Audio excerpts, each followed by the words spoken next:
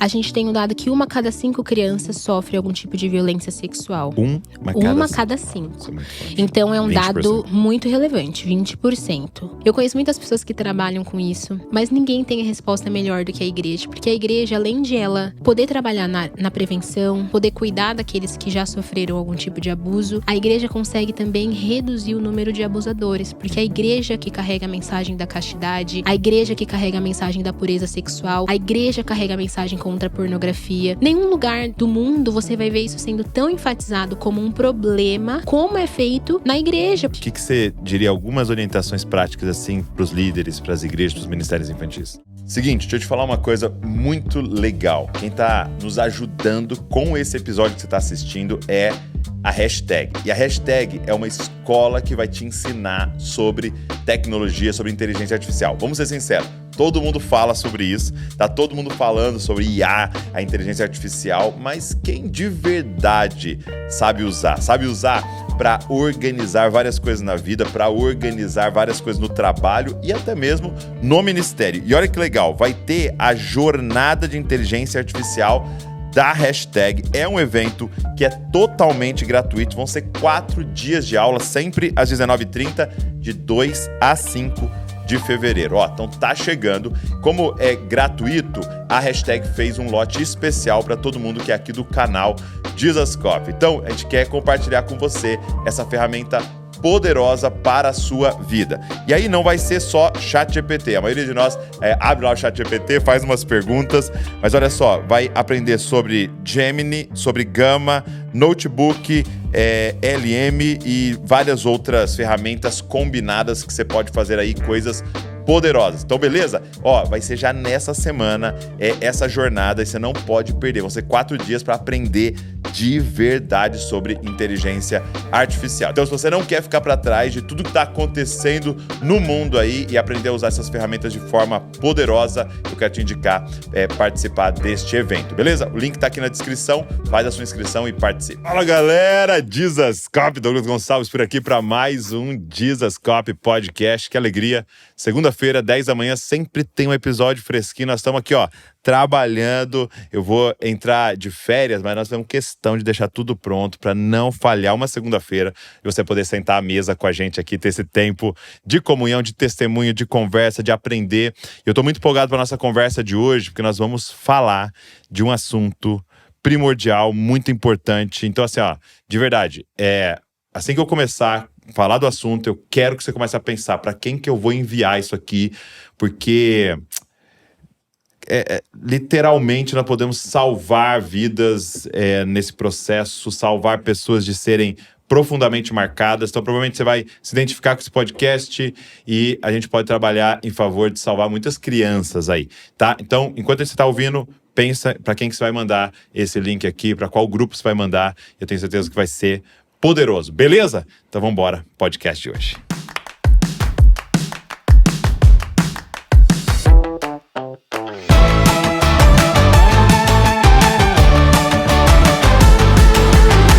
Vitória, obrigado.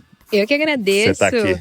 Uma honra estar aqui. Muito bom. A gente é tão abençoado, pelo trabalho de vocês e poder compartilhar essa mensagem hoje vai ser bom demais. A gente já se viu em vários contextos, né? Sim. Lá na Dynamos, né? Mas onde que você já trabalhou, assim, pra galera saber?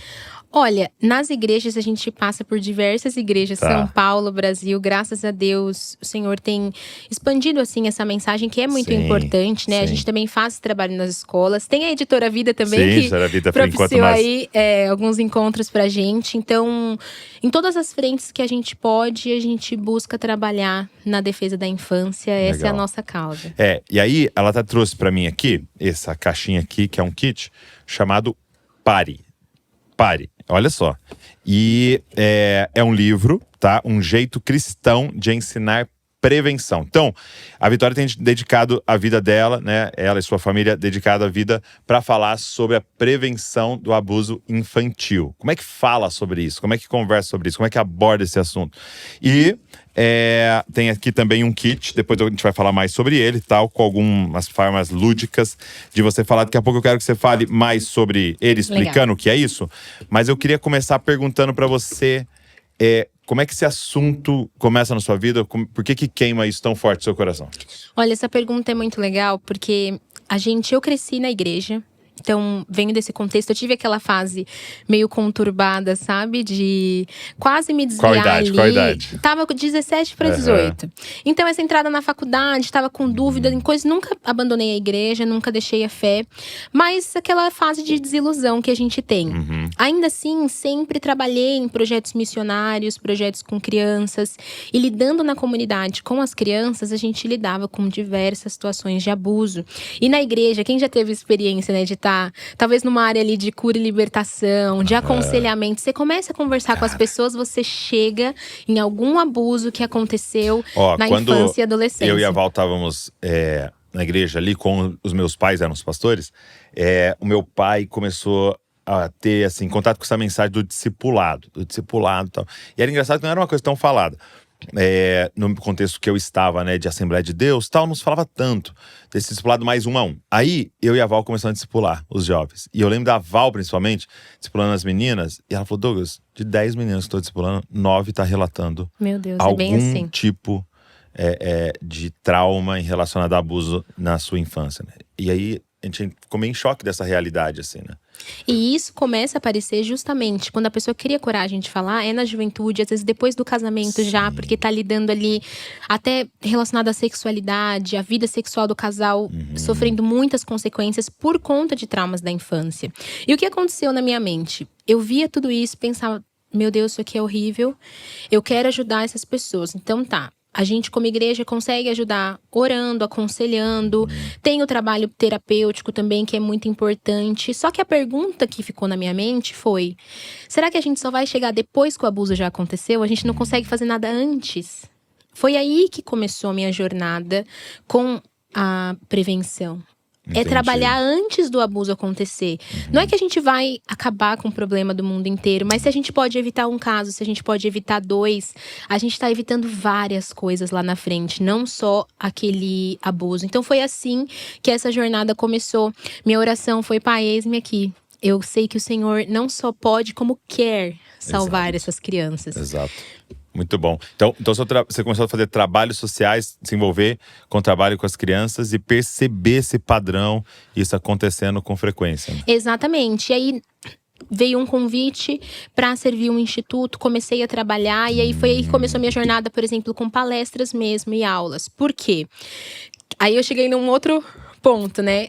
Consigo alcançar um número limitado de crianças, mas se eu alcançar os adultos, esses adultos conseguem multiplicar isso para várias crianças. Então, essa parte de palestra, de instrução dos pais e educadores, começou por conta disso. Na ideia de multiplicar, porque chega uma hora que a nossa mão não dá conta mais. Meu Deus, eu tenho que visitar todas as ONGs, todas as crianças, eu não vou conseguir fazer isso sozinha. Então, a gente trabalha também com essa instrução, a fim de reduzir o máximo que a gente pode. E faz diferença, viu? Sempre que a gente tá ali em contato com os pais, com os educadores, a gente pensa, Douglas, que é um assunto óbvio, mas não é. Isso que eu ia te perguntar.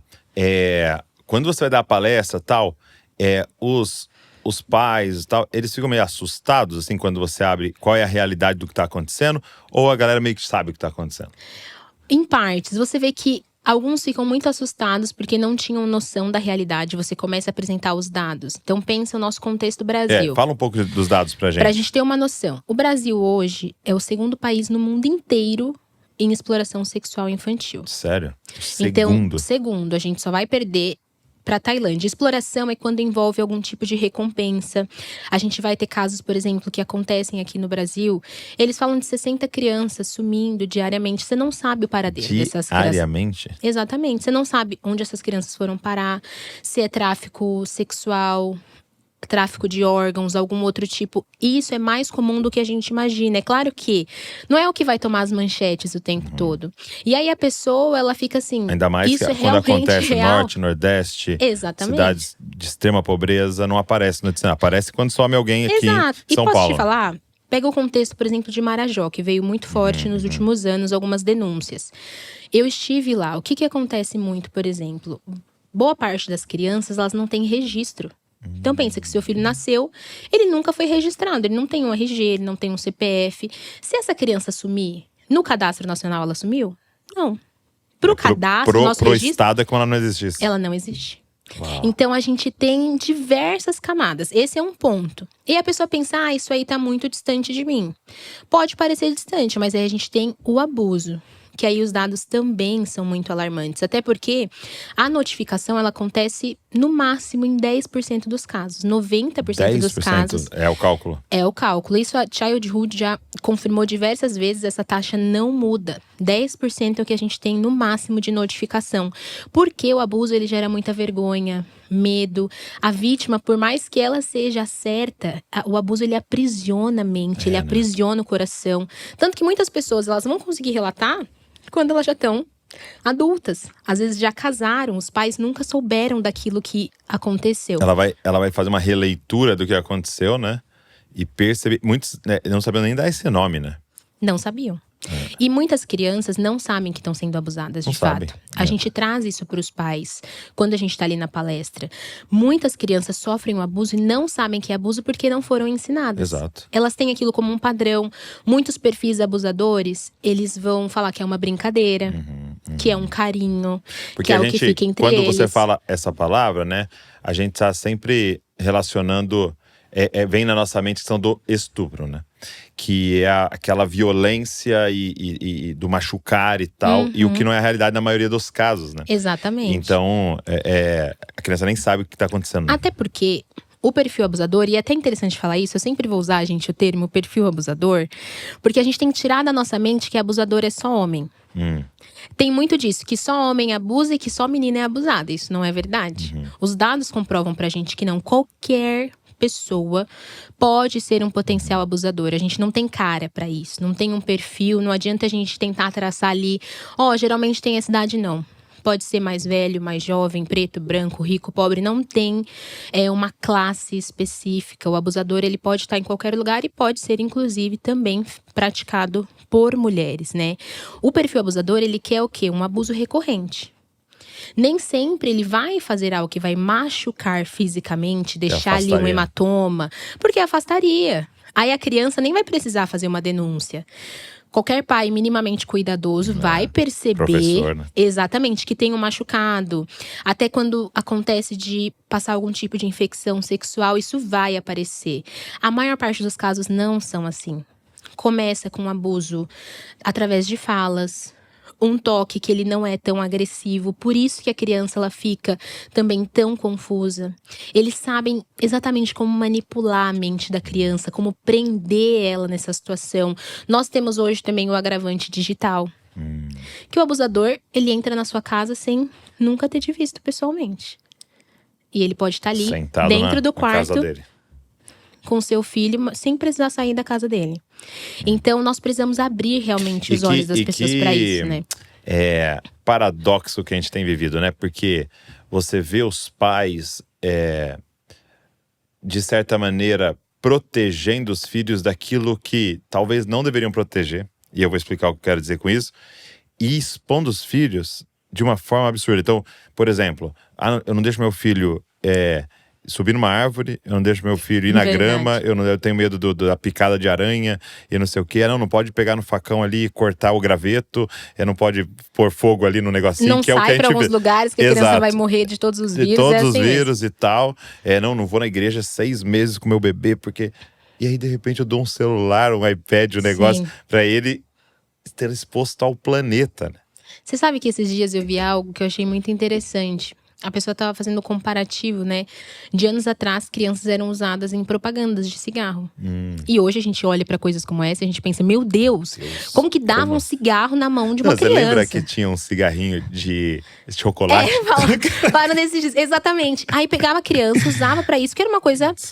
tida como normal pela sociedade. E essa pessoa tá falando, daqui a alguns anos a gente vai olhar para as crianças com o celular na mão com o mesmo espanto que a gente olha hoje as crianças com cigarro antigamente. Meu Deus, porque a gente vai entender o nível da gravidade, para além da dependência digital, que já é um problema. A gente sabe, nós adultos já é um problema. Imagina na criança, um cérebro em desenvolvimento, em formação, a gente tem esse agravante. Mas, de fato, a criança que está exposta a esse contexto de tecnologia sem supervisão, ela pode passar por muitos abusos graves. Hoje nós temos, por exemplo, casos de crianças que perfis abusadores, eles trocam moeda dentro dos jogos por troca de fotos íntimas, por levar a criança para fora da plataforma do jogo, para algum grupo, alguma outra plataforma de conversa, e ali trocar vídeos, fazer chamadas. E aí o pai pensa, meu filho nunca falaria com um adulto. Não, meu filho nunca conversaria com uma pessoa estranha. Agora pensa comigo, eu falo pelo meu filho, tá? Não sei como foi quando os seus estavam criancinhas. Uma pessoa legal chega ali, sorri, faz uma brincadeira, não é mais estranho pra ele. Não é uma pessoa má. De 2 minutos. Exato, 2 minutos. E a criança… E ainda mais nisso, porque tá à vontade. É essa troca que tem ali, né? Porque a gente sabia as nossas histórias, né? A gente que cresceu fora do digital, é a da bala, né? Ó, não vai vir com uma bala, com um brinquedo. Ali realmente, né? Ele vem com uma moedinha no Roblox, ele vai te oferecer… O Roblox mesmo é cheio de denúncias, né? Hoje a gente tá numa fase, a gente teve até recentemente aí a revolta das crianças no Roblox, porque eles tiraram, né, a função do chat, porque o Roblox vem sofrendo diversas denúncias. Tem países já que estão proibindo as crianças de acessarem e estão pedindo controle facial para garantir que é uma criança, porque tem crescido demais esse abuso dentro de jogos assim, porque é muito fácil do perfil abusador, até porque a gente sabe a idade da pessoa que tá ali. Você põe o que você quiser, não sabe, você põe o que você quiser. Com IA hoje, então, gente, imagina, os adultos estão caindo em tanta coisa que você olha e fala, não é possível que a pessoa não percebeu. A criança não vai perceber essa ameaça. Por isso que a gente tem muito ainda a alertar os pais, e eles ficam assim com esse susto de ter que encarar a realidade, mas também esse receio de como abordar, porque falar em sexualidade no nosso meio ainda é uma coisa muito delicada. A gente avançou muito, mas também tem um medo, não, porque isso não é assunto para trabalhar com meu filho. E nós não podemos descartar que a criança, ela tá no mundo, ela tem um corpo, a gente precisa instruir, a gente precisa ensinar. Fazer a nossa parte e crer também que o Senhor tá, né, com os olhos e as mãos estendidas ali para as nossas crianças. Eu falo para os pais, mas o contexto cristão, ele não imuniza. Porque às vezes o pai pode ir para esse lugar que não, eu sou crente, meu filho tá na igreja, isso não vai acontecer comigo. Vai acontecer. Mas a gente sabe que não é verdade. Inclusive, pode acontecer até na própria igreja. Eu quero que você fale pra gente um pouco mais sobre prevenção e até de forma bem prática. Mas antes, você falou que sabe-se que o que é denunciado é cerca de 10%. O que seria esse número? Hoje, assim, calcula-se… quais são os dados em relação a isso? Pra gente pegar em proporção, tá bom? A gente tem um dado que 1 a cada 5 crianças sofre algum tipo de violência sexual. Uma cada 5. Então é um 20%. Dado muito relevante, 20%. Pra gente entender entre meninos e meninas, tá bom? Meninas, 1 a cada 5, meninos 1 a cada 7. Essa é a proporção que a gente tem, de acordo com as denúncias. Tem uma subnotificação também, no caso dos meninos, e é até importante ressaltar isso, que o homem, quando ele passa por um abuso na infância, ele entra num conflito de contar aquilo muito grande por conta de estereótipos que a gente tem. Se ele foi abusado por um homem, ele contar, ele pode ser taxado de gay, disso, daquilo. Se ele foi abusado por uma mulher e contar, ele deveria supostamente ter gostado, porque ele teve algum tipo de relação com uma mulher. Então há uma vergonha muito grande dos homens, tanto que nas palestras eu sempre percebo isso. Eu recebo mais relatos de homens que criam coragem de contar, porque eu começo a alertar os pais, porque eu vejo que os pais de menino às vezes relaxam muito, abaixam muito a guarda, porque pensa assim, não, sempre os dados apontam que são mais meninas, então eles já descansam um pouco mais. E eu vejo que esses pais, eles criam coragem de contar ali durante a palestra mesmo, até a fim de alertar. Eu recebi um caso recentemente de um homem que ele já é pai hoje, tem 2 crianças. Ele e a esposa estavam conversando comigo. E ele sofreu um abuso por parte de uma cuidadora que na época era adolescente, não era uma pessoa adulta. Era uma adolescente já mais velha um pouco, mas era ainda menor de idade. E abusou dele por muito tempo. Coisa de mais de 2 anos. ali seguidos. E tem casos que a gente pega, Douglas, de 7 anos, tá? 8 anos seguidos de abuso. Não é uma situação. Porque como eu falei, o abusador, ele procura essa repetição. Então ele encontrou um alvo que ele conseguiu acessar, conseguiu manipular, conseguiu prender ali. Ele vai praticar aquilo toda vez que ele tiver oportunidade. Um outro dado importante também da gente entender é a proporção de onde os abusos acontecem, tá? Então a gente tem aí 67% dos casos no contexto intrafamiliar, que a gente chama em casa. No contexto de intimidade. Então, intrafamiliar é na própria casa. Própria casa ou a família próxima. Então, as avós, tios ali, até ali. Familiares que têm esse contexto realmente de intimidade com a criança.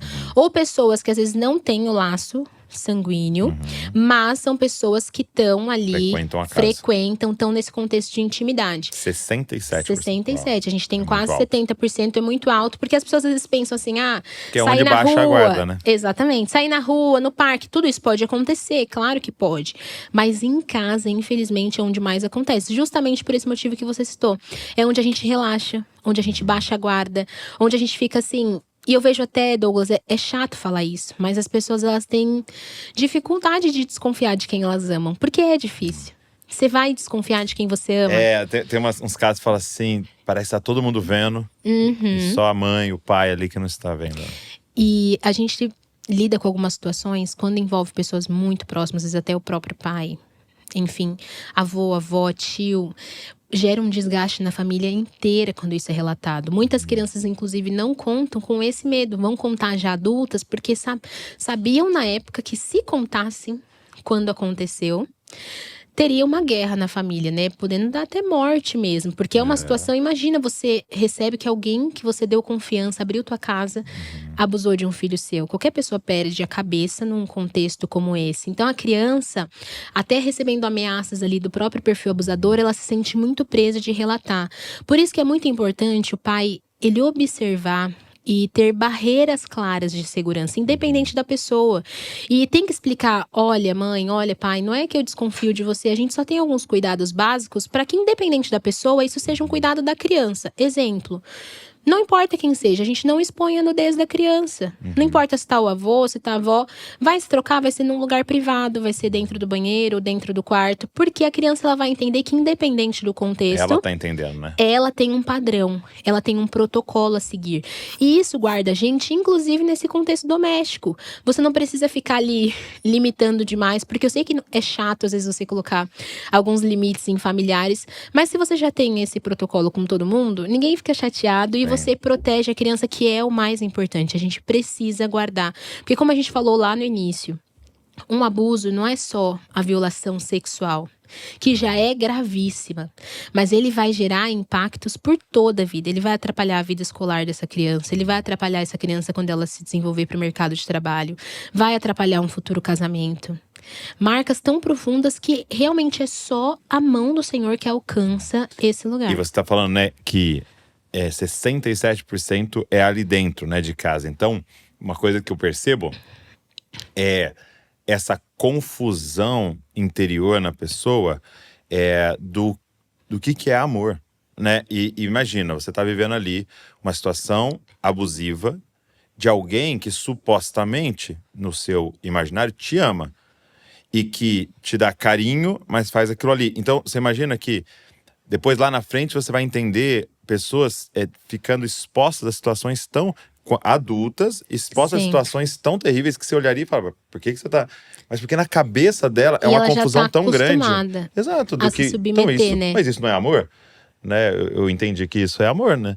Porque lá atrás confundiram tudo dentro dela. Né? E aí a gente entra até num ponto interessante, que é o padrão que os pais estabelecem de comportamento em casa.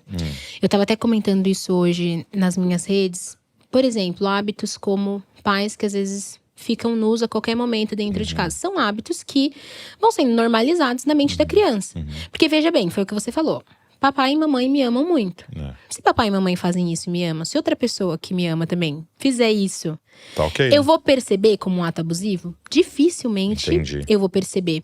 Então, esse tópico ele é importante até pra gente repensar a cultura do lar. Porque é algo que eu falo bastante. Entendi. Não é só da conversa. Porque os pais falam assim, não, eu já falei pro meu filho. Não ir com estranho, não aceitar nenhum toque nas partes íntimas, nem deixar ninguém ver. Beleza, isso é importante, é uma etapa. Mas às vezes a gente fala uma coisa e a gente faz outra. Exemplo, fala pro seu filho, ó… Ninguém pode ver suas partes íntimas, ninguém pode tocar, tá bom? Você não pode tocar nas partes íntimas de ninguém. Legal. Aí tem o churrasco da família, troca a criança na frente de todo mundo. Sim. A criança tá nadando lá, pelada, livremente. Isso aí gera uma confusão, porque a criança ela até ouviu o que você falou. Ó, eu preciso ter cuidado.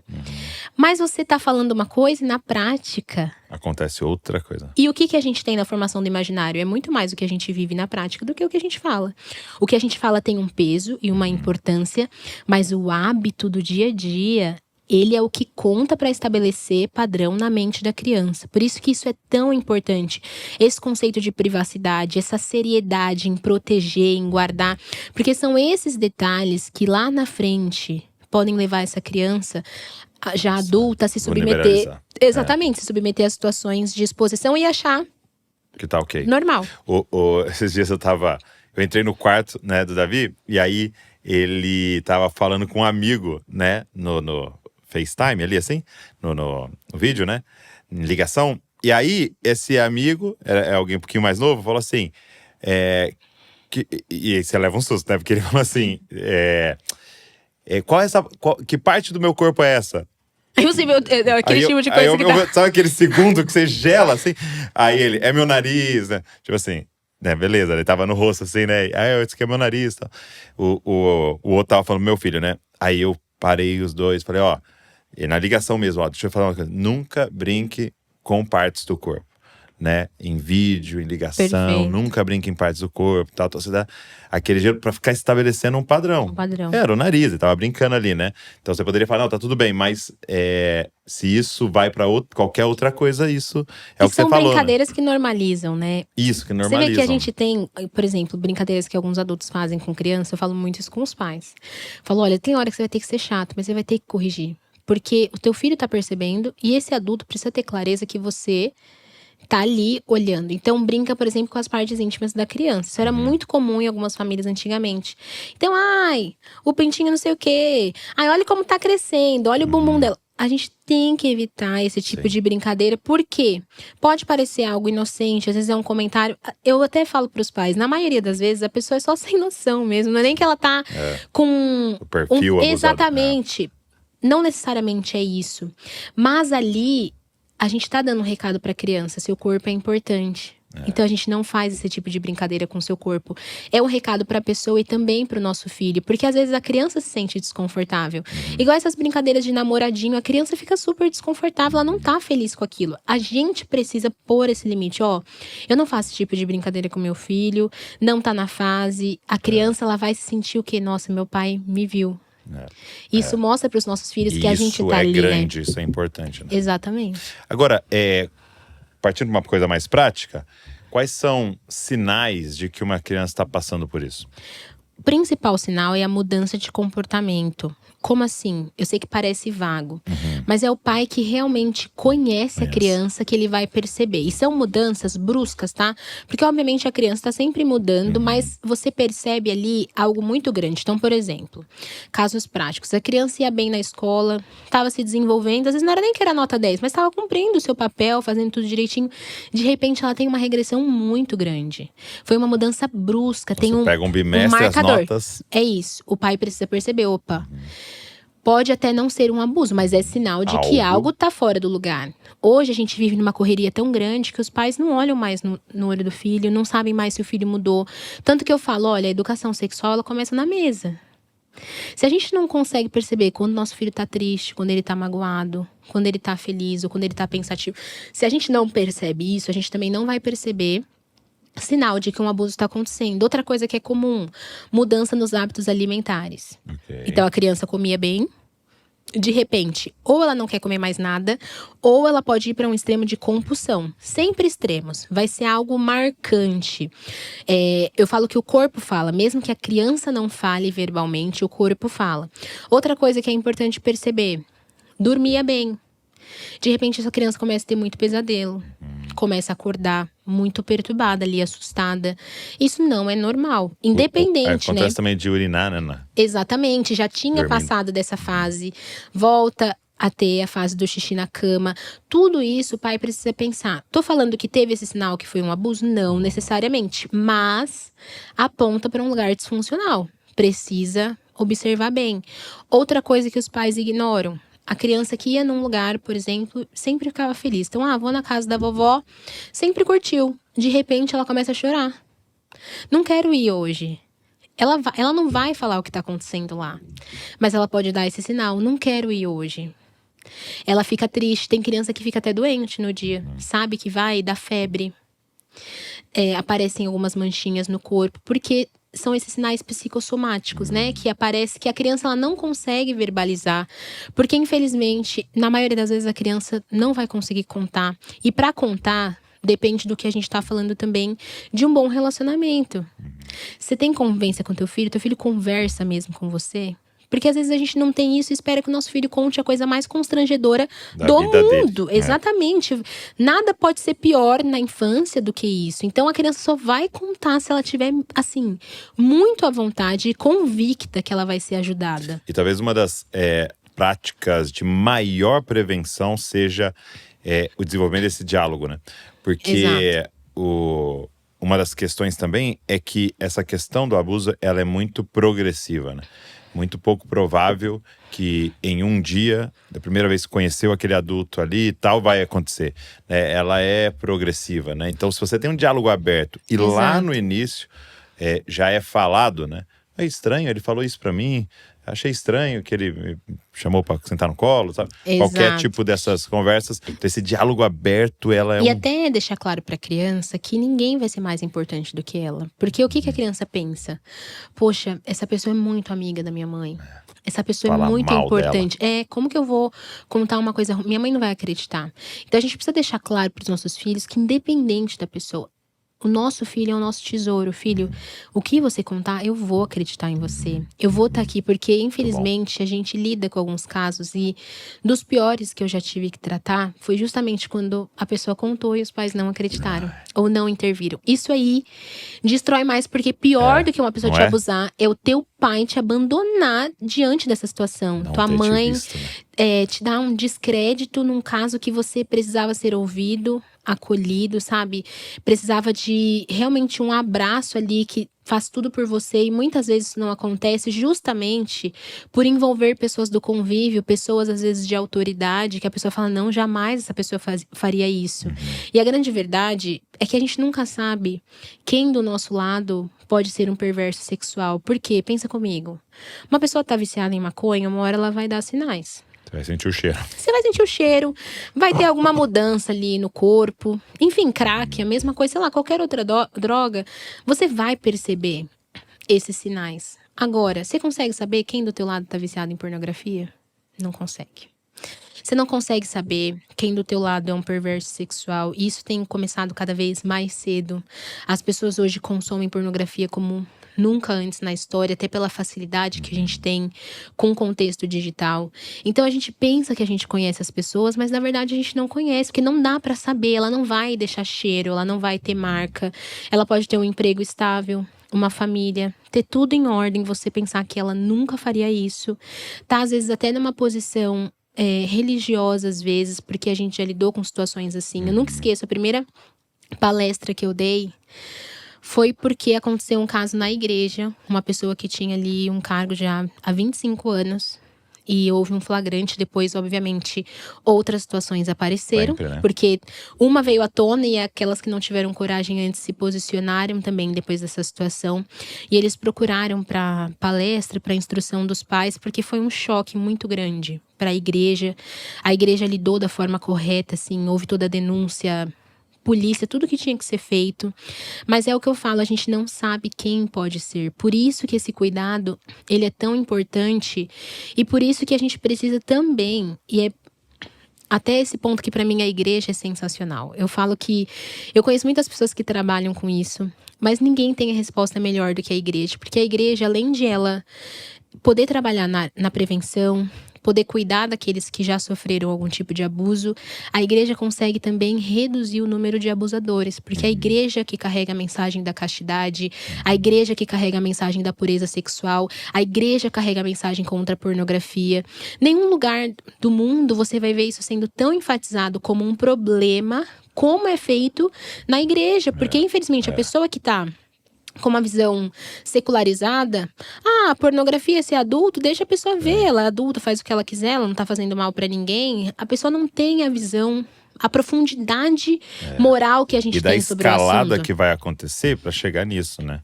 E quando você trata e discipula alguém que foi abusado, que passou pela situação e conduz essa pessoa num processo de cura, é como se você estivesse desativando o futuro abusador, porque quase que 100% daquele perfil abusador passou por isso, né? Exatamente. O perfil abusador, ou ele sofreu violência sexual ou até violência física. A gente falou um pouco dos sinais, agora qual seria o perfil? Perfeita pergunta. O perfil abusador, como eu falei, primeiro, ele não vai ter cara, pode ser homem e mulher, mas agora sim, uma certeza. Ele é viciado em pornografia. Isso é um fato, porque ele se alimenta de algo. Qualquer pessoa imoral, ela se alimenta de imoralidade, ela precisa disso para alimentar o imaginário dela. Eu tava até no caminho para cá, vendo um dado que a gente passou de 1 milhão de pessoas no Brasil, já isso comprovado, pode ser um número muito maior, de pessoas em grupos onde circulam materiais envolvendo crianças, materiais sexuais. 1 milhão de pessoas. Sim. Então, a gente tem isso já em dados. Fora o que não se sabe, porque são grupos… Isso aí é infinito na internet, exatamente. Então, as pessoas, elas vão numa crescente, né? Esse perfil abusador, ele vai ter contato inevitável com a pornografia, com imoralidades. Muito possivelmente é uma pessoa com tendência a outros tipos de violência também, porque é uma pessoa que não tem freio, ela não tem controle dos seus prazeres. Ela pulou um dos últimos muros morais, né? Exatamente. E agora sim, por mais que a gente não tenha um perfil do abusador, há um perfil de vítima que eles procuram mais. E isso é importante a gente falar. O perfil abusador, ele pode até observar a criança, ele vai fazer isso, mas antes ele vai observar os pais, a família. Até nos jogos, viu? Ele vai fazer perguntas que é para entender. A família dessa criança cuida ou não? Eu consigo acessá-la sozinho ou não? Essa família é estruturada ou não? Ele vai perguntar, seus pais brigam? Você tá feliz na sua casa? Como você tá? Ele vai fazer o que muitas vezes os pais não estão fazendo. E é importante a gente pensar nisso. Perfis abusadores, eles gostam de crianças que são carentes emocionalmente, que estão ali carentes de um elogio, de uma atenção. Eles percebem, por exemplo, o tempo que essas crianças passam nos jogos. Cara, se essa criança passa tantas horas assim, jogando, ela tá sempre online quando eu procuro. Tem alguma coisa aí. Se ela tivesse debaixo de supervisão, com os pais convivendo com a família, ela não teria tanto tempo para passar dentro da plataforma. Ele já sabe, por exemplo, que essa criança está mais vulnerável. Que essa criança, ela é um alvo mais fácil. Porque se a criança ela tem uma identidade mais firme, ou ela tá debaixo de supervisão, que é o principal, né? Ela tá ali com a atenção dos pais. Ela fala, preciso, por exemplo, ela vai falar frases como, preciso falar com a minha mãe. Aquele perfil já percebe, opa. Meu pai mandou desligar. Exatamente. Agora, quando não tem isso, aí eles vão testando. Você pode ir num lugar onde você fica sozinho? Aí a criança já fala, eu já tô sozinha. Ou posso? Eles vão fazendo esses testes para perceber qual perfil de criança tá mais vulnerável. E isso não só no digital, mas no físico também. Eu vou falar de um grande criminoso aí que eu não lembro se seria para ser executado ou se era prisão perpétua. E ele aceitou dar uma entrevista. Sei qual é. E ele conta. E ele fala sobre isso, né? Ele fala sobre o perfil dos pais, inclusive. Que ele olhava, né? Ele fala que ele percebia se esse pai, por exemplo, ele era posicionado ali. Não violento no sentido de… mas se tinha postura. No próprio mercado ali andando. Então, com atenção, porque pensa, ó. Um perfil abusador no mercado. Ele viu um pai com uma criança ou uma mãe com uma criança. A mãe ou o pai não saiu do celular. A gente tá dando um sinal ou não tá? A gente tá falando dando 10 vezes, isso. Tá nem vendo. Ô mãe… Eles vão perceber, essa criança, ela é um alvo mais fácil, porque ela tenta comunicar com o pai e não consegue. O pai tá desatento, o pai tá de olho em tudo, menos na criança. Leva a criança, às vezes, num parque, não sai do celular 1 minuto. tudo isso a gente tá dando sinais para essas pessoas de que o nosso filho é um alvo mais fácil. E fica o alerta para nós pais, né? É claro que todo mundo fala, dá muito trabalho, se a gente for fazer a coisa certa, dá trabalho mesmo, faz parte. Mas é isso. Esse bem-vindo à vida adulta. Bem-vindo à vida adulta, você fez um filho, faz parte. E são anos que, se a gente cuidar e conseguir proteger, claro que a gente não fala isso também pra gerar culpa, porque às vezes é algum pai aqui, enfim, o filho passou por uma situação e às vezes é um pai cuidadoso, porque pode acontecer. Sim. Mas se já pode acontecer até nesses casos, imagina se a gente não é cuidadoso, imagina se a gente não faz a nossa parte. Eu vi, não sei se você chegou a ver um trecho de um podcast que viralizou. E é uma autora americana e tal. E ela tava conversando com o Gabor, né? Até já falei isso no podcast, mas eu vou repetir. Ela tava conversando com o Gabor, que ele escreveu um livro sobre trauma. Você conhece um autor chamado Gabor? Ele escreveu um livro sobre trauma, ele é especialista em trauma, né? Então ele fala muito desse assunto e tal. E aí, ela relatou, olha, na minha infância ali, eu passei por essa situação de abuso. E no podcast ele fala, você sente a vontade de contar? Ela, sim, eu tava de férias tal, e um primo, eu acordei, um primo tinha subido em cima de mim, não sei o que e tal. E aí ele falou, e pra quem que você falou? Ela, não contei pra ninguém, né? Então, mas por que e tal? Não senti confiança em contar e tal. E aí ele fez essa pergunta, se sua filha tivesse passado por isso e não te contasse, por que você acha que ela não contaria? Porque ela não sentia segurança em contar e tal. Aí ele fala assim, esse é o verdadeiro abuso. O evento, sim, é traumático e terrível, sim, mas o trauma tem mais a ver com o ambiente que você cresceu, que você não tinha confiança de contar pros seus pais um evento desse. Aquilo certamente machucou mais ela do que o próprio ato. Né? E machucou mais a vida dela, né? E aí é o que você. Por que eu falei isso? Porque, de fato, infelizmente, pode acontecer com qualquer um. Pode. Entendeu? Mas nós podemos ter sempre esse ambiente que os nossos filhos vão poder contar se algo acontecer. Nossos filhos estão na escola. Não dá pra pôr na bolha e proteger 24 horas. E às vezes até você fala com pessoas que estão ali, amigos do condomínio, sim, familiares. A gente não sabe de onde pode vir. Você não vai deixar seu filho lá jogar uma bola. Exato. Não tem como viver a partir do medo também, né? Que vai ser traumático também se você fizer isso, né? Mas se acontece qualquer fato e seu filho tem a liberdade de chegar em casa chorando e contar, vai ser muito diferente de alguém que nunca contou na vida, né? E até se a gente pega, por exemplo, o caso da pornografia. Tem muitos pais que eles entram no negacionismo de pensar assim, não, meu filho nunca vai ter acesso a nada.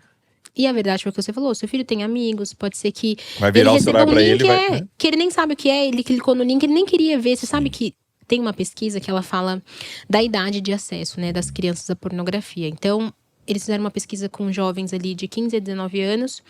E eles relataram, a maioria relatou que teve acesso antes dos 13.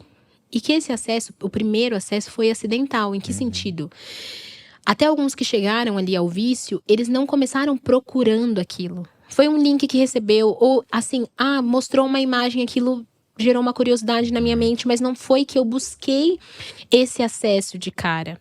Porque eu falo isso para os pais, eu falo, não é se o seu filho vai ter acesso. É quando ele vai ter acesso. E se você preparou ele para o que fazer, como comunicar, conversar. Porque senão a gente entra no lugar de não vou falar nada, assim, achando que eu tô guardando meu filho. E na verdade isso não é guardar, você tá só inibindo ele de ter uma resposta correta. Prepará-lo, né? Exatamente, não tô falando que todas as crianças elas vão ter acesso da forma mais grave, não vão. Mas obviamente a gente sabe que ela pode receber um link, e é o que você falou, vídeo. E quando, né? E assim, vamos falar das séries, dos filmes, hoje em dia você consegue assistir um negócio, tá difícil hoje, você coloca ali uma série, o enredo é super legal, você fala, meu Deus, e não tinha necessidade, tipo, é uma cena que não tem contexto, exato, não faz parte do enredo, não vai ajudar em nada, mas é só realmente, pra ter mesmo. É meio que, é como se fosse uma agenda, né? Tem que ter, exatamente, no checklist deles lá, tem que ter uma cena. Agora, entrando nisso, como que os pais podem ter uma conversa com os filhos sobre isso? E aí eu queria até que você entrasse no material aqui, né? Legal. Você trouxe… então, esse aqui é um kit que a Vitória tem para os pais, para professores, para qualquer um que trabalha com crianças, está responsável por crianças, possa usar para ter essas conversas, né? Como é que funciona aqui? E dá algumas dicas sobre isso para nós. Dicas práticas. Primeiro que a pergunta do milhão é aquela, né? Quando falar de sexo com filhos? Os pais sempre me fazem essa pergunta. Eu falo, gente, essa pergunta, ela vale $1 milhão. Porque é difícil, eu não conheço teu filho. Então, eu não posso simplesmente limitar aqui uma idade. Até porque… falar de forma genérica, Exato. Né? A sexualidade, ela começa a ser desenvolvida na vida intrauterina. Seu filho tá na barriga, a gente já tem sexualidade sendo desenvolvida no corpo humano. Agora, óbvio, a cada idade… a gente vai trabalhar de uma forma. Primeiro, desde bebezinho, o que é importante? Conceito de privacidade, conceito de público e privado. Isso é muito importante para qualquer criança. A criança tem que saber, isso aqui no meu corpo é público, isso aqui no meu corpo é privado. Não é qualquer pessoa que tem acesso, não é qualquer pessoa que pode me ajudar, mesmo até para limpeza, para o cuidado. Isso precisa estar claro na mente da criança. Outra coisa importante, nomear corretamente as partes íntimas. Isso, eu sei que às vezes o pai fala até na tentativa de amenizar, né? Mas pode gerar uma confusão na mente da criança. Você sabe que a gente passou uma situação engraçada com o nosso filho adotivo. A gente tem um filho por adoção, ele chegou já ali, estava completando 8 anos de idade. Então ele já tinha vivido muita coisa nessa idade, né? E a gente foi correr atrás do prejuízo, a gente começou a discipular ele do zero, fazer tudo diferente do Emanuel, que a gente já faz desde cedo, né? E o Emanuel tem quantos anos? 3 anos. 3 anos. E o Paulo agora já vai fazer 10, tá? 2 anos com a gente. E aí a gente passou uma situação engraçada, que no começo do cuidado, a gente falou, vai tomar banho. E a gente tinha muito esse cuidado de não entrar ali nesse início, ainda mais que ele estava se acostumando com a gente, com a casa. E aí o pai, principalmente, foi conversando mais. E um dia o pai falou, olha, tem que lavar direitinho o seu pênis. Aí ele, lavar meu tênis? E a gente começou a rir do lado de fora. Porque ele não sabia que chamava pênis com 8 anos de idade. Porque aprendeu vários nomes na escola. Já tinha aprendido na antiga escola dele até nomes bem feios. Porque às vezes a criança sabe tudo isso, menos o nome correto. Só que veja que interessante. Se uma menina chega, por exemplo, pra mãe, falando que fulano X mexeu na florzinha. Que florzinha é essa? Entendi. É a florzinha do jardim? É a florzinha que tá estampada no muro da escola? É a florzinha que ela viu no caminho? Agora, se ela falar que alguém mexeu na vulva dela, na vagina, a mãe não vai ter dúvida. Eu sei do que minha filha tá falando. Se meu filho falar que aconteceu algo diferente com o pênis dele, ele tá falando de algo claro. Então, nomear é muito importante pra criança ter clareza do corpo dela. Porque é o corpo dela, ela tem que ter propriedade disso. Então, isso pra primeira infância ali, já são cuidados muito importantes. Privacidade, nomear corretamente e deixar claro, né? Todos os limites. E aí, desde cedo que a gente…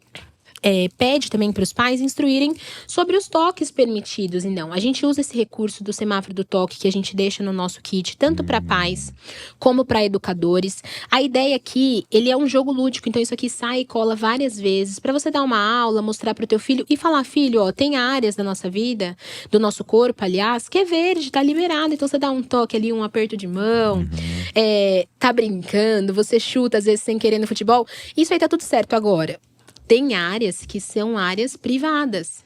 Inclusive a boca, não só as partes íntimas. Porque também tem essa confusão. A boca, ela não é uma parte íntima, como aquelas que a gente guarda na cueca, na calcinha. Escondido. Mas é uma parte privada. A nossa boca não é pública, a gente não pode beijar qualquer pessoa. Criança não beija na boca. Então o pai, ele faz essa instrução prática. Por que a gente fez, né? Tanto livro como material. Porque muitos pais, eles relatavam esse medo, sabe, de… Ah, boa. Os pais relatavam esse medo de como conversar. Porque tem o medo de acabar abrindo uma lacuna. Por isso até que a gente fez o livro. Ele é bem lúdico. Nossa, aqui… Todo ilustrado, rimado, para trazer com leveza. Então, esse aqui é para fazer com a criança, com né? a criança. Você abrir e mostrando para ela. Exato, deixa eu até mostrar uma página aqui. A gente tem aqui… Esse plastiquinho. O semáforo do toque, que é justamente para a criança aprender. Então, você tem, tá vendo, ó? Tanto dos meninos, como também das meninas. Ai, que legal. Ensina exatamente onde pode, a gente fala também da boca, a gente vai falar de tudo, para quem contar, fala sobre o adulto de confiança. Por quê? Não é óbvio, a criança precisa ouvir e ouvir repetidas vezes. Porque a gente falou uma vez, beleza. Mas a gente não sabe quando pode chegar uma ameaça. Então você reforça aquilo. Por exemplo, com meu filho, o Emanuel, que é o primeiro. Então a gente tá ali desde que ele é bebê, ensinando. Toda troca, a gente ia falando. A gente viveu uma situação engraçada em casa. Igual você contou do seu filho, que a gente se assusta às vezes quando escuta uma coisa. E eu cheguei, tava estacionando o carro, entrei na garagem assim, ele tava brincando com os bonecos dele. E aí ele falou, não vem aqui, mãe, não vem aqui. Você já fica até com medo, como assim, meu filho? Eu posso ir aí na hora que eu quiser. E aí ele falou, não vem aqui, não vem aqui. Eu falei, o que tá acontecendo, meu filho? Ele, calma. É que o Homem-Aranha tá tomando banho, você não pode ver. E aí ele começou a rir. E eu ri naquela hora e eu falei, é verdade. A mamãe não quer ver o Homem-Aranha tomando banho, porque é a intimidade dele. Porque todas as vezes que a gente leva ele pra tomar banho, isso ele fez com 2 anos. Ele tinha acabado de começar a falar e ele tava com isso claro na mente dele. É um momento íntimo, não é um momento que pode entrar aqui.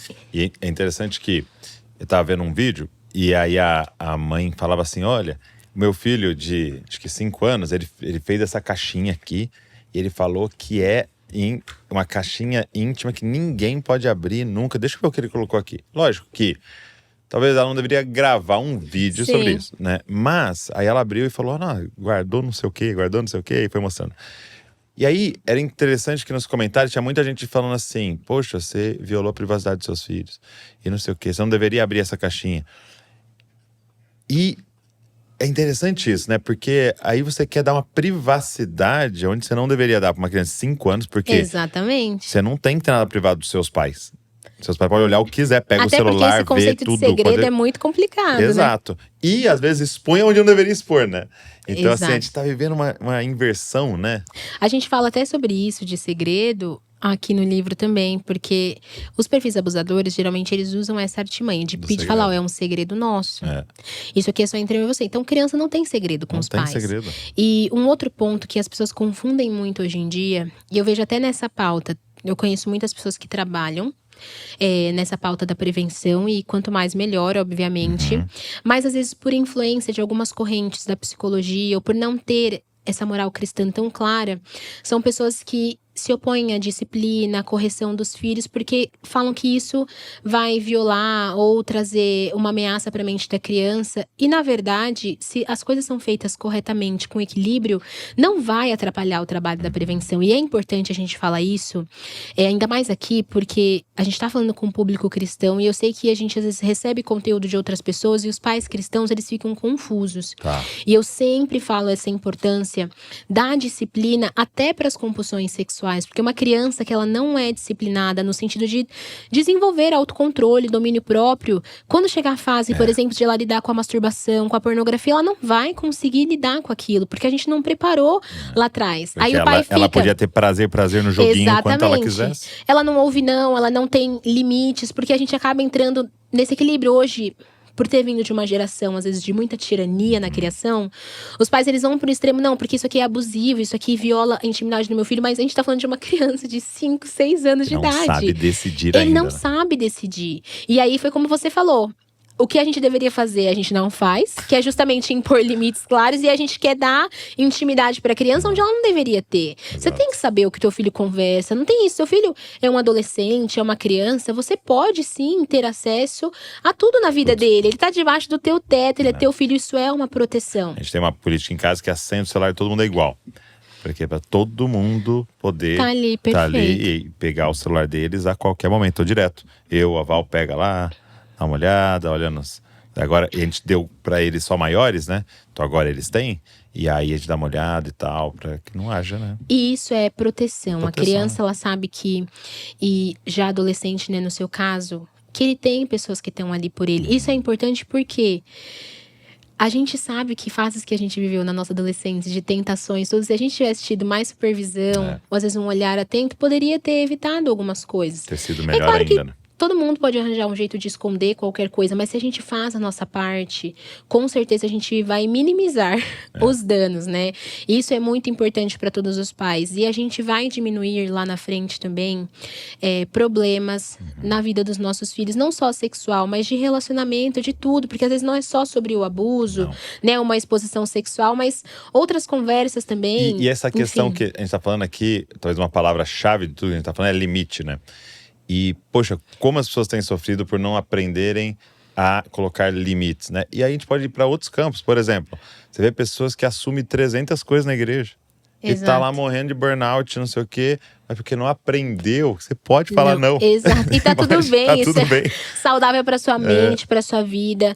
A gente leva isso muito a sério lá em casa com os meninos, ainda mais porque convivendo, vendo relatos dos pais, você falou, a falta de limite é um abuso também, é uma violação, porque você deixa o teu filho, você entrega ele aos prazeres dele.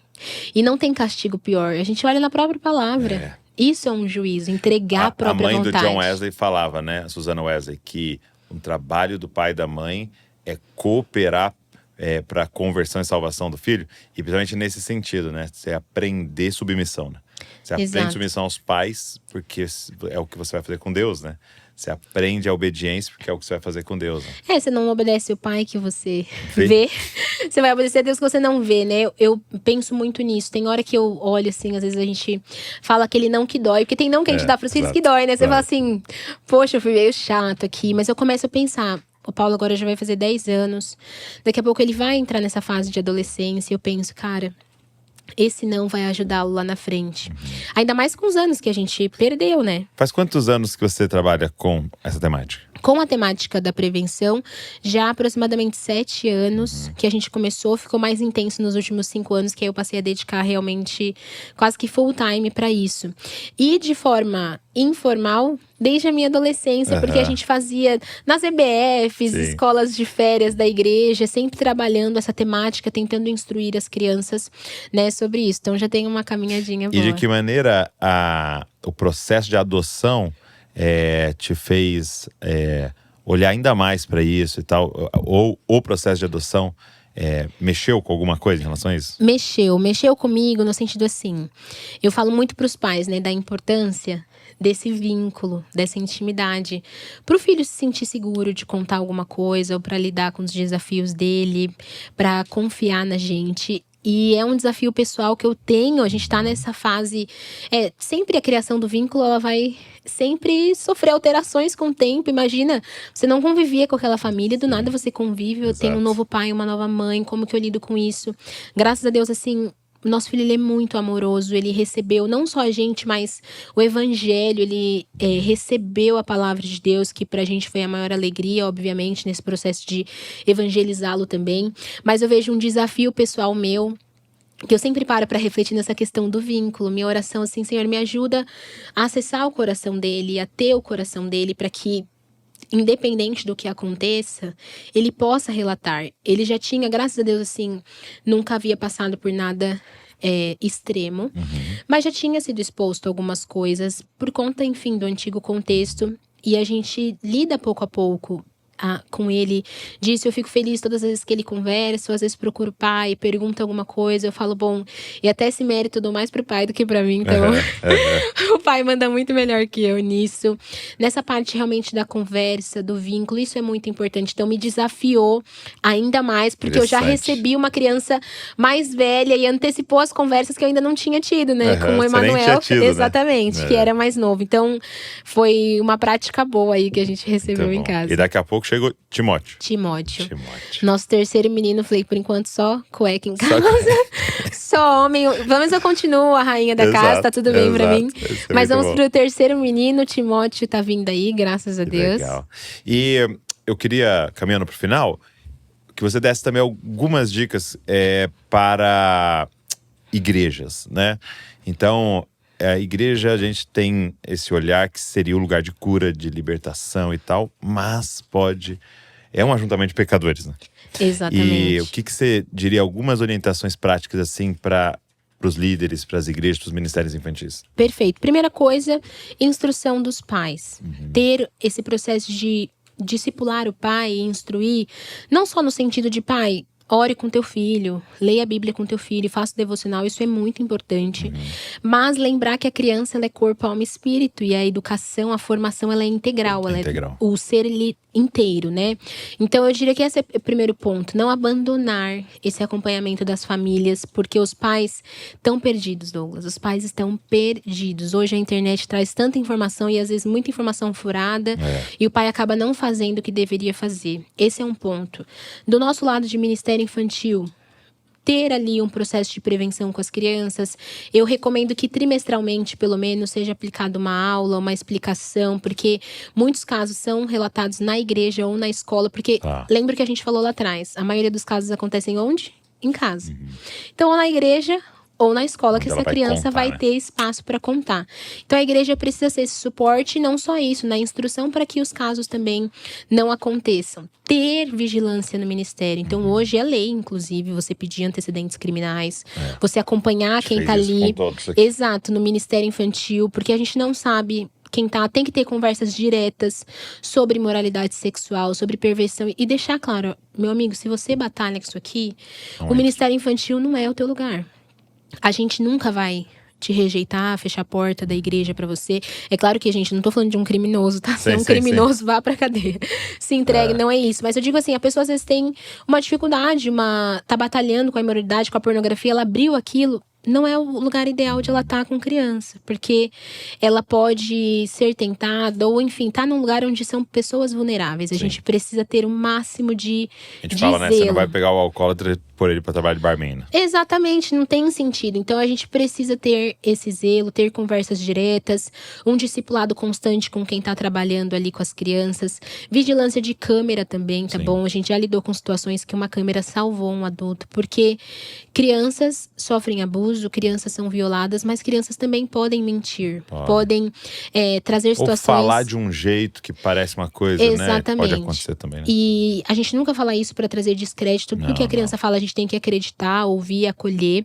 Mas a gente precisa saber também… A criança falou, você precisa investigar. Exatamente. Né? Se você tem ferramentas pra investigar com clareza, você protege também ali teus voluntários, as pessoas que estão servindo. É uma segurança pras famílias. Isso até às vezes de uma queda. Já aconteceu, por exemplo, na igreja da criança cair. E aí, aí o voluntário não viu direito como caiu. A câmera mostra como caiu. A criança caiu do escorregador assim. É uma segurança. Pra gente acontecer um fato de criança chegar muito chateada, falando que não tinham deixado ela brincar e tal. E os pais ficaram muito tristes, assim, né? E aí, a gente achou estranho. E aí a gente mostrou as câmeras, ela brincando, né? Então não sabemos o que aconteceu ali. Mas é o que você falou. E uma coisa que a gente faz aqui também é manter sempre tudo em dupla, né?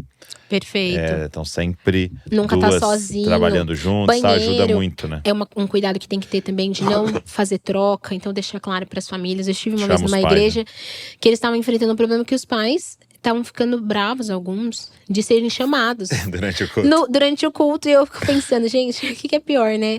Porque eles tinham adotado essa conduta justamente de não fazer troca nem limpeza da criança. E é o ideal porque no Ministério Infantil a gente tem uma rotatividade muito grande. É diferente da escola, por exemplo, que são os mesmos profissionais todos os dias. Exato. A criança cria um vínculo com aquele profissional. Na igreja, não. A gente tem uma escala, tem uma rotatividade.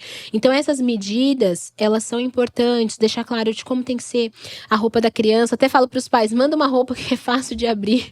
A criança às vezes pede ajuda porque não dá. O pai coloca uma roupa que a criança não consegue abrir o botão da calça.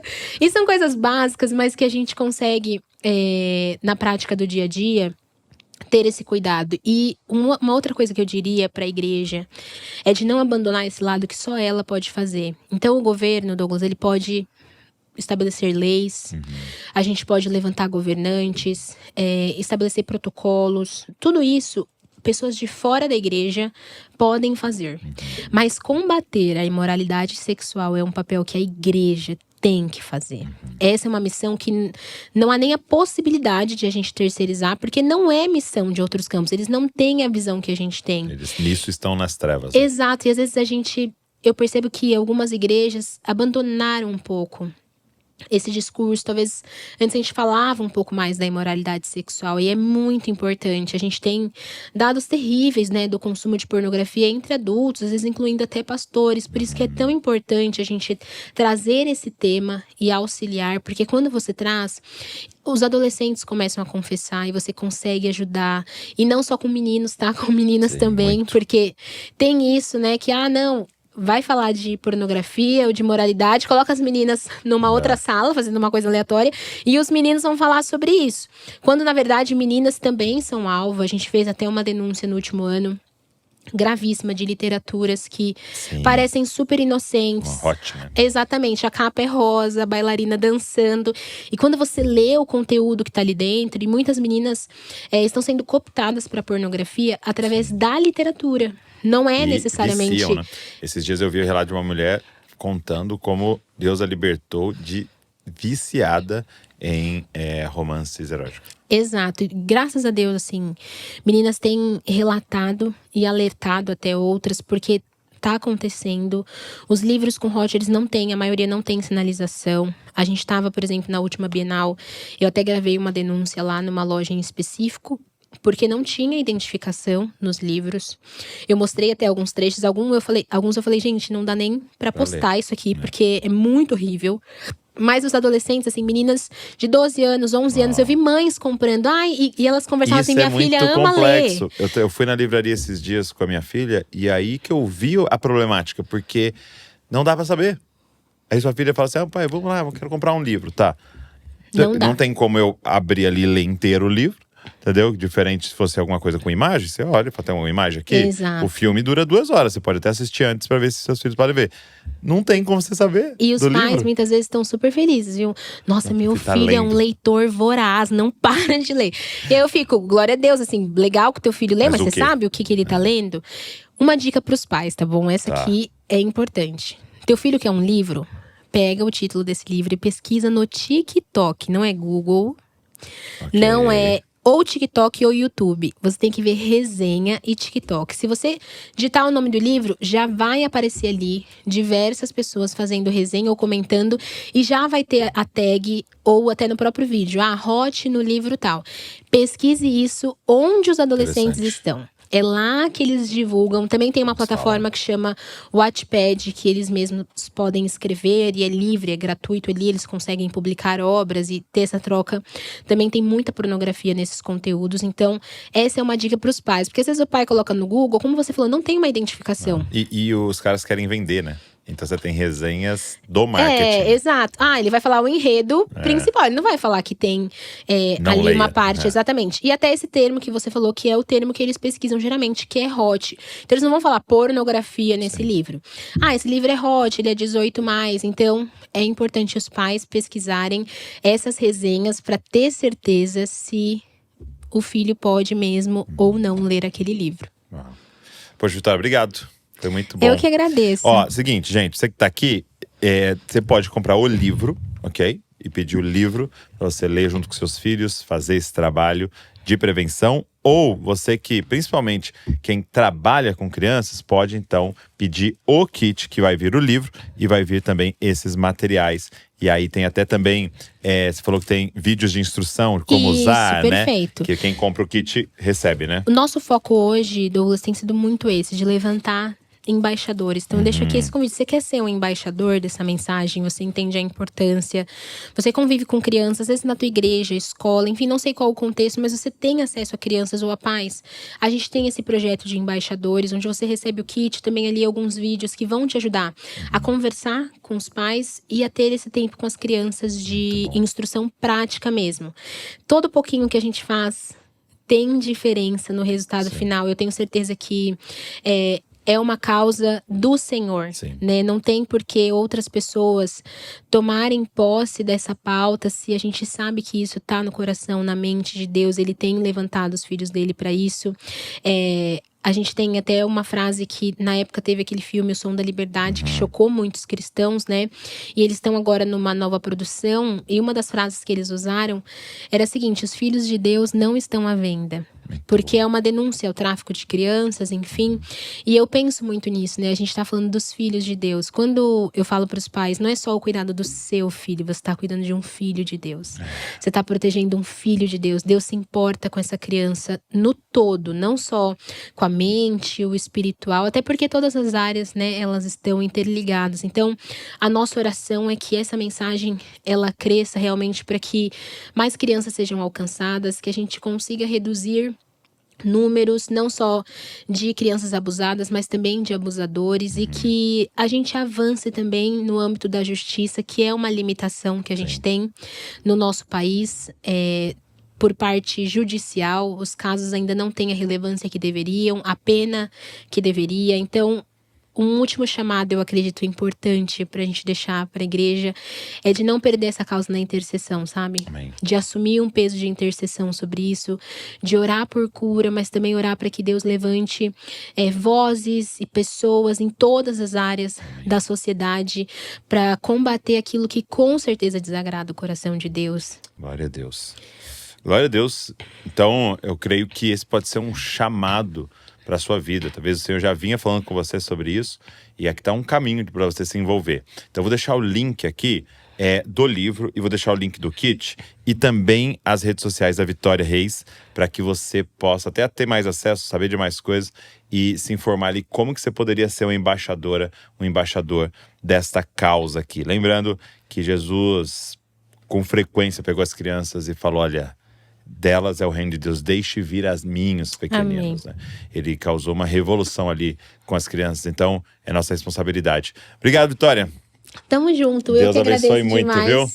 E que Deus abençoe, gente, tamo junto demais. Obrigado por assumir essa causa, tá gastando sua vida em favor dos pequeninos. Amém. Obrigado a você que ficou aqui nos ouvindo, nos assistindo. Como eu disse no início, se alguém veio no seu coração, pega esse link, manda para essa pessoa, para que mais pessoas tenham acesso a esse conteúdo. Como eu disse no início, talvez um link como esse vai salvar pessoas vão ser despertadas aí, pessoas que estão passando situações, crianças estão passando por situações, podem ter algum adulto desperto através desse conteúdo. Então pega esse link, manda pra galera aí, e Deus abençoe você e não se esqueça, você é uma cópia de Jesus. Valeu. Tô aqui para agradecer você que tá sempre aqui com a gente no podcast Jesus Copy. Eu espero que você tenha sido abençoado pelo nosso canal e eu queria te fazer um pedido. Será que você poderia se inscrever aqui no canal? A gente pega às vezes as estatísticas, a gente sempre vê que tem um grupo muito grande de pessoas que assiste, mas não é inscrito. Quando você se inscreve, é uma forma gratuita de você dizer, ó, isso aqui é relevante e nos ajudar a alcançar mais pessoas. É uma forma maravilhosa de agradecer se você é abençoado pelo movimento Jesus Copy. Agora, tem mais uma forma de você poder abençoar tudo que está acontecendo aqui, se tornando um membro aqui do canal Jesus Copy, se tornando um Jesus Copies, né? E você pode, então, ser membro, você vai estar contribuindo financeiramente para toda a equipe que está por trás aqui trabalhando, produzindo conteúdo para mais pessoas se parecerem com Jesus. Então, se você pode fazer isso, vai estar abençoando muito o movimento Jesus Copy. Então tá aqui, é só você clicar e se tornar um membro do nosso canal Jesus Copy. Deus abençoe você.